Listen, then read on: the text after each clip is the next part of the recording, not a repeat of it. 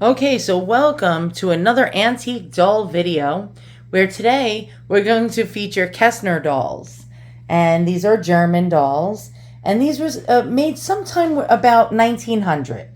Generally, Kestner has been around for a very long time. It was a German firm making beautiful, beautiful dolls. These two models are the same exact model, but they have a different look. If you notice, they're very different looking. Why is that? Because anything can change the way a doll looks, especially like a hat, a wig, an outfit, the color of the hair, the design of the clothes, and the size. So one doll could be an enormously sized doll, and then the other version of the same model can be a teeny tiny little diminutive little tiny little critter. And so the looks can all change just by that. All right, so the first one we're going to look at this 152 model. And she is absolutely exquisite. I love her. She actually has these gorgeous blue sleeping glass eyes. She has an open mouth with teeth. Let's try to zoom in there. And look at the upper and lower painted eyelashes, especially with these gorgeously done eyebrows in the striated style. Now there's going to be flyaway hairs over here. I'm just trying to show you. Look at that. Now, see how they come together towards the center of the bridge of the nose? That is just really amazing. And again, we have these beautifully delicately painted lips with a little punched in dimple above and no chin dimple at all. Generally, you'll see a lot of these antique dolls with chin dimples. This one has sort of, this 152 has a little bit of a chin dimple right there.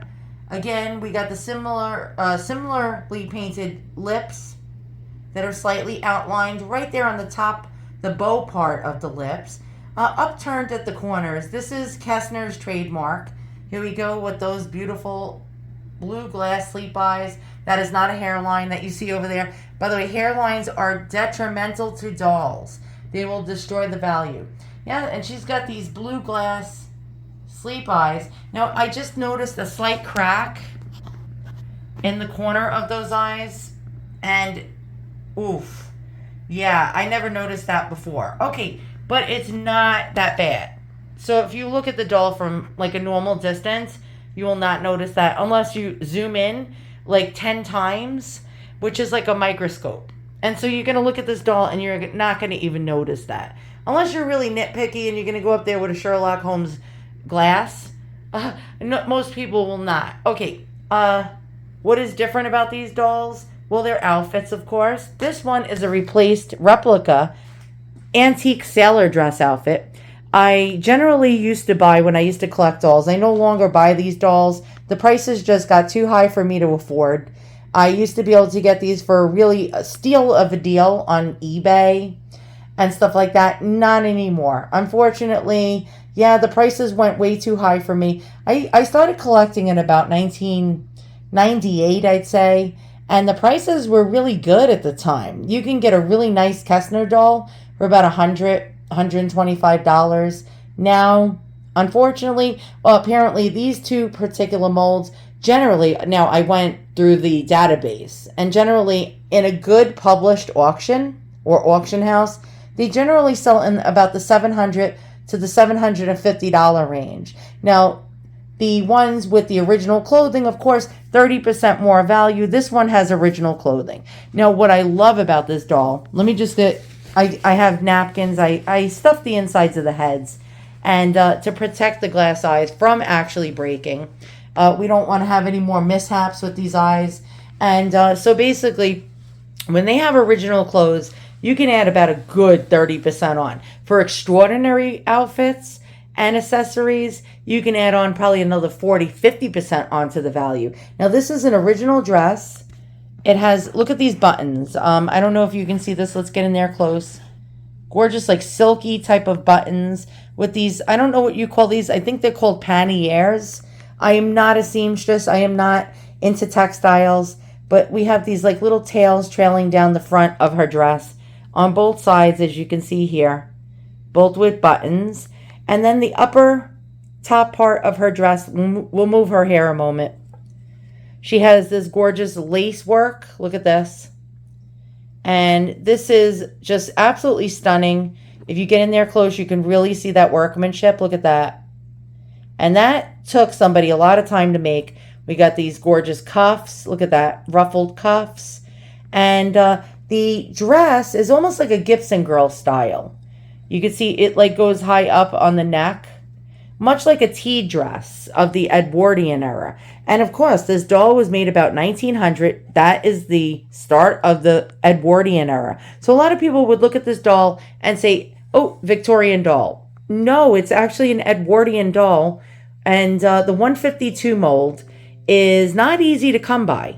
I wouldn't say it was ultra rare, but the 152 model made by Kestner is not easily found. You do not find this mold number very often, which actually surprises me that I'm noticing the trend is for these dolls in the $700 to $750 price range in a specialized auction.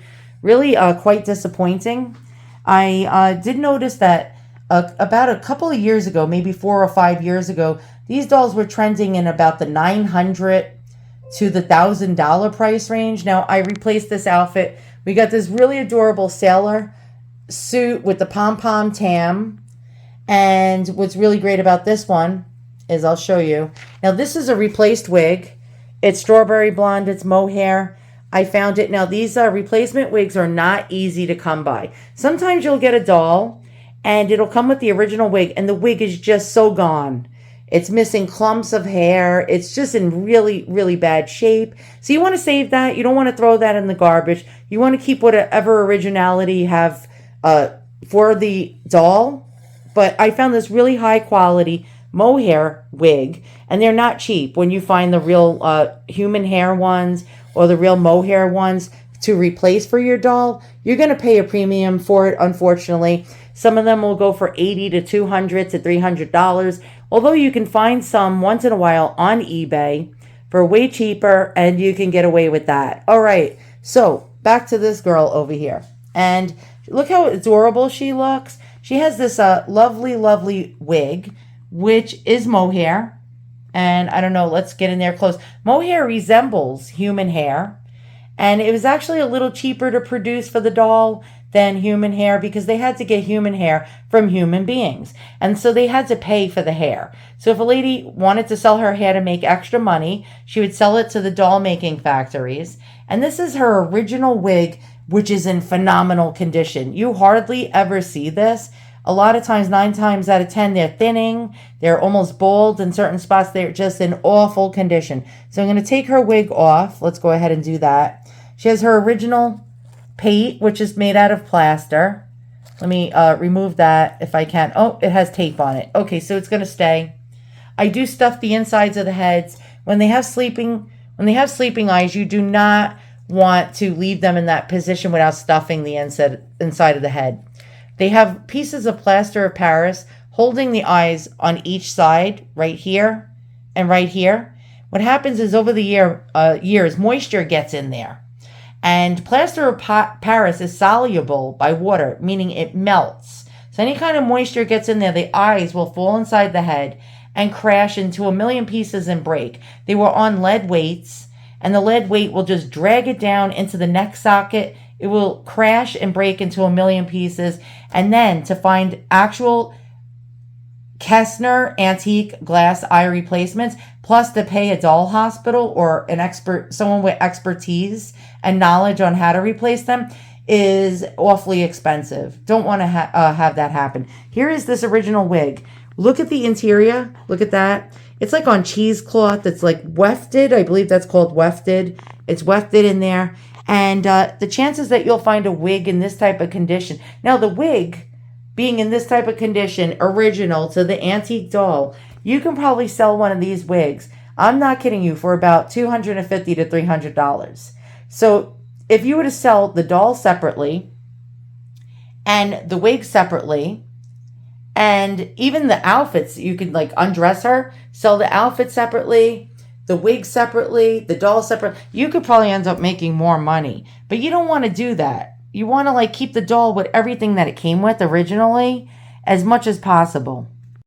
So to find out what model Kestner you have, look at the back of the head, and right there on the back, it'll have a number.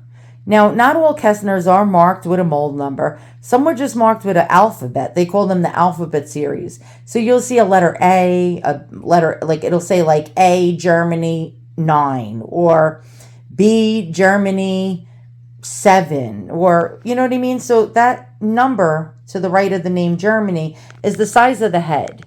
So when they were making this doll, they knew it was a size 7 head, and they needed a size 7 pate, and they needed a size 7 body, you know, that would go with the doll's size head. And that's actually a very, very smart method that they used. Sometimes there would be a letter or another size to the left of the Germany. And in this case, it looks like C.5, 7. And again, that's telling us the size of the head. And that's really cool. So we have the number 152 incised on the back. Again, the country of origin, Germany. Now, there was a law that passed in I think it was 1890, the McKinley Tariff Act. And in America, if anything was sent from a foreign nation to be sold in America, it had to be marked with the country of origin. So this can sometimes help you date your antiques, although a lot of earlier Kestners than before the McKinley Tariff Tax Act were marked with the word Germany. So it can't always help you completely date your item with 100% accuracy, because sometimes even the early ones are marked Germany.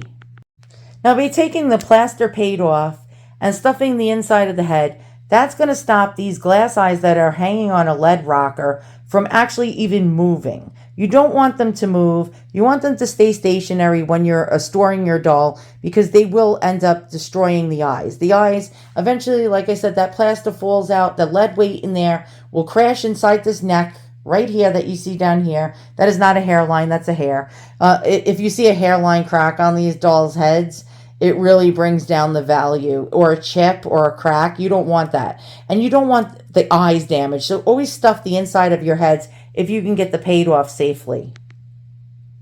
So say the original plaster pate did not come off this doll and it was like glued down. I had gotten it off. By the way, this, what you see here, that's the part of the wig. That's okay. That doesn't, you know, that doesn't take away from the value. It's just glue. It's normal. Doll collectors are used to seeing this. But yeah, so if you want to store your doll and you can't get inside the head to stuff it, you're going to store it, of course, bubble wrap the head and pad the head really well. Also the digits, the limbs, the legs, the hands. You don't want the fingers breaking off. And actually place it face down. That'll stop the eyes from leaning backwards and going into the sleep mode, which will end up possibly damaging the eyes. You keep them in the down position by placing the doll face down, especially with plenty of padding on the front of the face, the back of the face, the whole entire head actually, because otherwise it's going to break and you're going to cry. So these dolls, these particular models of Kestner's came with jointed composition bodies. And by the way, let's give her back her tam and we'll place it right here on her lap. And okay, so they came with jointed composition bodies. Now, not all Kestners came with jointed composition bodies. Some of them were on kid leather bodies, and their heads were actually considered shoulder heads. You could not twist and turn and rotate the head. It was in one piece of bisque, which would consist of the head, the neck, and the shoulder area up into about here. And then a leather kid body would be placed over that shoulder area, covering the edges of the shoulder, and the hands would be made out of bisque porcelain. The rest of it from here up above the wrist would be kid leather, and the rest of the body would be made out of kid leather, including the feet. And that's how they were made. So you either had a socket head version. Now the 154 model, which is one of their most prolifically produced ones, was made with a shoulder head, non-moving hands made out of bisque on a kid leather body. But the 152, I think, is the 154 version, but in a socket head version. The faces look very similar to the 154, although the lips on the 152 Kestners are a little smaller than the 154 ones. Different models had different looks, although they mostly looked the same. So you can tell a Kestner from a mile away if you start to collect them. You'll just know right away. Upturned lips in the corner. You see that little upturned type of look? Let's zoom in there closer. You can see that upturned lip right in the corner. Kestner, Kestner, Kestner. Kestner did not pierce the ears of their dolls like most Simon and Halbig dolls. Most Simon and Halbig dolls had pierced ears. They were actually, some of them were, the heads were sold to the French and placed on French jumeau bodies towards the end of the jumeau reign and the French doll reign, when the Germans overtook them because they actually made a product that undersold the French luxury dolls. People just decided they're not going to pay top dollar anymore for dolls when the Germans are making really good quality ones. So yeah, pretty much Germany put the French out of business, so to say. The French had to band together. Multiple French companies had to band together, create a syndicate all under one roof just to try to produce the quantity that the Germans did at a lower price. They couldn't do it anymore. Nobody wanted a luxury doll anymore. They were sick and tired of paying luxury prices. Just like today with like French products like Louis Vuitton and, all those French designer clothes and designer shoes. Eventually, there's going to be companies that come out and they're going to make counterfeits or replicas or fakes and give you more bang for your buck. And that's what the Germans did to the French. So if I had to pick who my favorite 152 is, I want you to tell me in the comments below, who's your favorite Kestner 152? Is it our Sailor Girl? Is it Sailor Girl? Here we go. Or is it Redhead? I want to know. Inquiring minds want to know who's your favorite. So we're going to turn Redhead around so you can see her face. You can see, again, lovely, lovely original clothes. Now, what's really cool, she has her original undergarments also. So let's go ahead and check this out. Okay, so she's got a slip. Don't know if you can see that. Underneath that slip, by the way, look how nicely made this is. Now, Kestner made dolls from head to toe. Not only did they make the doll, they made the clothing, they made the socks, they made the underwear. They made, if they were wearing hats, they made the hats. They made the bodies. They made everything about the doll. Look at that. Look at that darling, darling lace on the edges there. They made the pantaloons and the underwear. This is original to the doll. Look at that lace work. Original socks. I replaced the shoes. So this is the type of shoes this doll would have been wearing right around 1900. And these little boots with the little buttons. And of course, I replaced the shoes on this doll. And I replaced the stockings. She was missing the stockings. Now she has a replaced slip also underneath that. So she has no original garments. There's part of her composition body, as you can see there.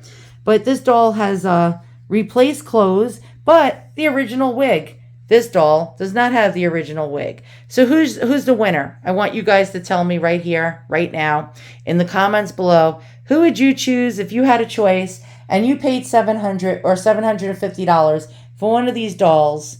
Which doll would you pick as your new baby to take home? And here we go. By the way, this hat is a replica of an antique. I just thought it looked really, really gorgeous with this pink, this very, very pale pink dress. It's like a pastel pink. You can't really tell it from my camera. But here we go. Here is the top and the back of that hat. And I always like my girls wearing little bonnets. And I sometimes even give them little purses and stuff like that. So who's the winner? I want you to tell me in the comments below.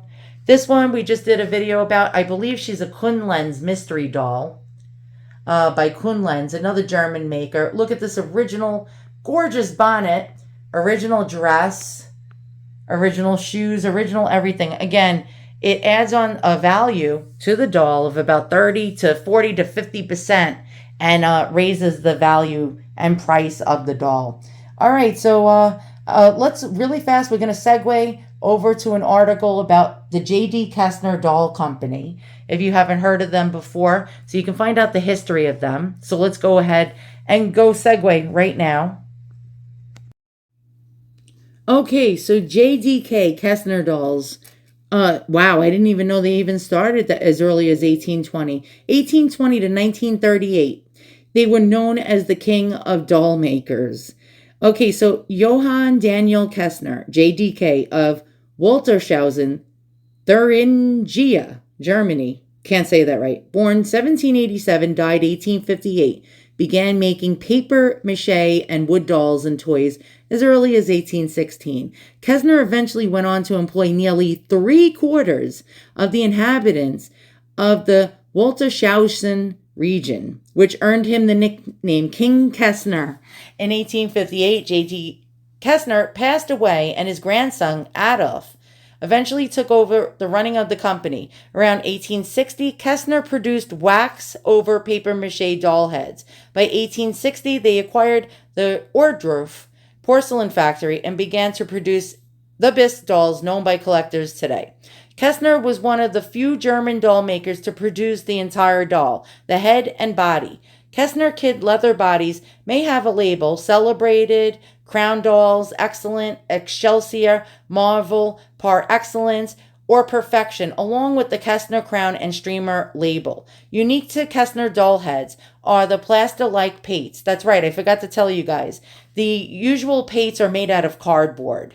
So if you see a plaster pate, you know most likely it's a Kestner. If you see a cork pate, it's most likely French. Okay. Also, most Kestner dolls do not have pierced ears. Okay, Kestner supplied most of the Bisque heads used by Caterfelder Puppenfabrik, Carl Trautmann doll molds, 263, 264, also some Bisque heads for Roulier et de Camps walking dolls. Now, those were automatons, and I probably pronounced it incorrect. Baby System and La Intrépide Baby, and heads for Fisher Norman Company, Rheinisch Gummi and celluloid fabric supplied Kestner with celluloid heads. Doll mold 201, those came later, early 20th century, okay?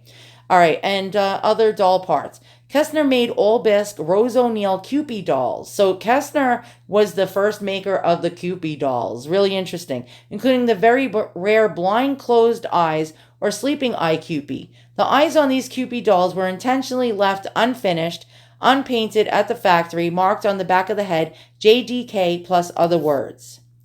Okay, so circa 1890s, J.D. Kestner, here's an example. This is a Schmidt type.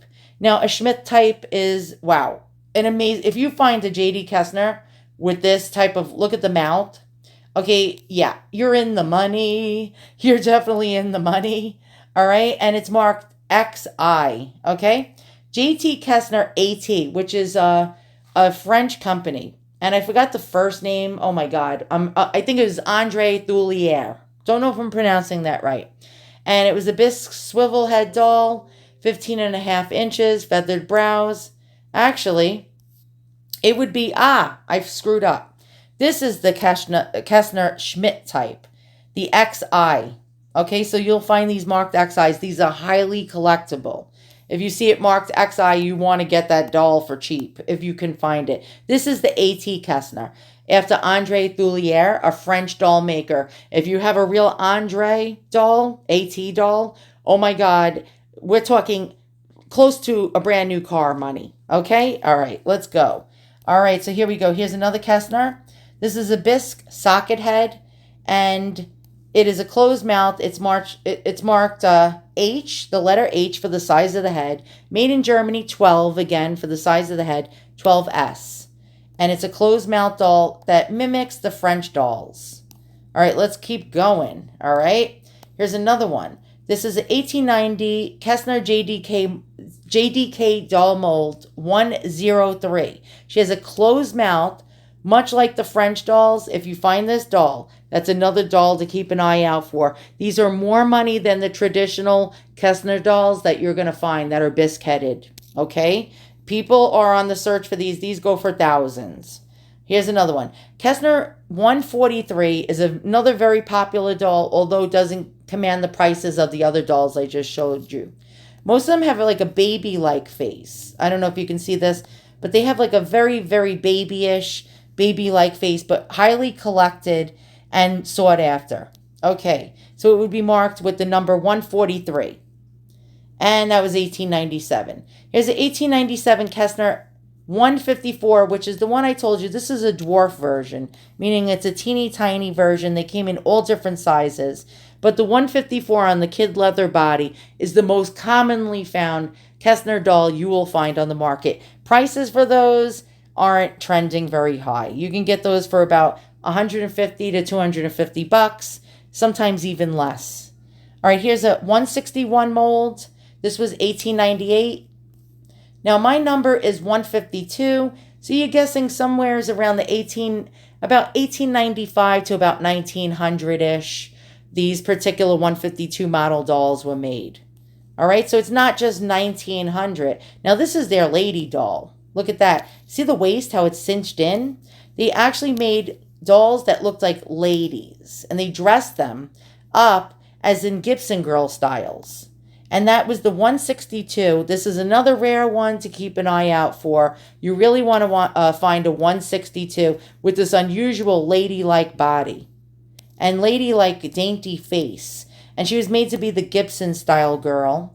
Here's another one. This is Daisy. Daisy, actually, there's a whole story I did. The Ladies' Home Journal came out. They had Letty Lane, which was a paper doll, and they introduced Letty Lane's doll, and they gave away thousands of Kestner dolls that were marked with the number 171. Keep an eye out for that. As long as it's 18 inches tall, has real upper lashes made out of hair, you know you have a real, actually, Letty Lane Daisy doll. If it's 19 inches and it has the upper hair lashes, nope, not a Daisy doll. If it's 15 inches and it has the real upper lashes and it's marked 171, it's not a Letty Lane doll known as Daisy. Okay? There we go. We'll keep continuing. 172, I have this in my collection. This is a highly sought after doll. It's the Gibson girl. And you see her haughty-taughty looking mouth, and her hair is in an updo, made famous by illustrator Charles Dana Gibson, who created the Gibson girl, which was this new ideal of the way a lady is supposed to act and look, and almost a feminized lady for the day, like where it was like women's rights, and they walked around like almost like men's little pets, if you know what I mean. Okay. And here we go. 162 is a mold you want to look out for. Now, this is another one. The Baby Jean doll is another highly sought after Kestner baby doll, which now we're in the character dolls. And Hilda is another baby doll that everybody's looking for. Actually, this is, I believe this is the Hilda doll. And, or it says here, Hilda's sister. Okay. Hilda looks very similar to this, slightly different, but it was a baby doll. And here we go. Now another character doll you want to look out for, circa 1910, is the JDK 208 model. These ones go for big bucks. Look at the eyes. They're not even glass eyes. They're actually carved inside the head and painted. Closed mouth. It has a very character-like expression, and that's when they started making these character-like dolls. You want to look for those. Now the JDK 221 is another one you're going to want to look for. It's a googly eye doll. They have a watermelon type of mouth. Look at that. Look at these ginormous glass eyes that open and close. You want to keep an eye out for those. Those go for a pretty penny as well. Now, the JDK Hilda doll, they had made them in black as well. Highly sought after. If you find one that's African American or brown skinned, worth even more than that because less of them were made. And we keep going. Now here's another one, JDK mold 241. It's another character style doll. And look at the mouth, how like expressive that is. And the eyebrows. Yeah, people are really looking for that one. Now this one is another highly sought after rare one. Mold number 243 is an Oriental baby. and it was made in about 1914. And it came in a beautiful costume, like Chinese traditional costume, really quite cool. I think it was either Chinese or Japanese. It was supposed to emanate. Here's Hilda, JDK 245. Again, another very expressive young child or babyish type of face. And again, this one, the Screamer. Oh my God, it's marked OIC. If you find a OIC, by the way, don't make sure it's not a reproduction. A lot of people reproduce this doll. It's very easy to get duped, if you know what I mean. Look for this one. This one is another rare Kestner. And they keep going and going and going. Here's a 1925 baby doll. Again, here is a Hilda. And this one is marked 1070. And again, Hilda looks very baby-like. You can see that here. We have this, look at the hair painted on the top of the head.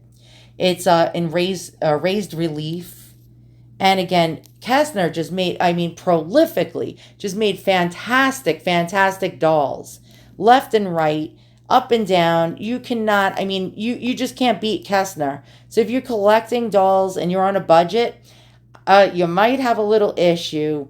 Because Kestner dolls are highly coveted and sought after. And the prices, reflect. So if you want to start collecting German dolls, which are the cheapest dolls to collect. Don't go after French unless you have the money at first. If you're starting a collection, you might want to go for a cheaper German company doll made by a company called Armand Marseille. Those dolls are always cheap, easy to find. Not made as well, not painted nicely, pretty crudely. Some of them better than others, some of them worse than others. But if you're starting out, I always, when I started out, I started with Armand Marseille. Okay, these jointed composition bodies are amazing.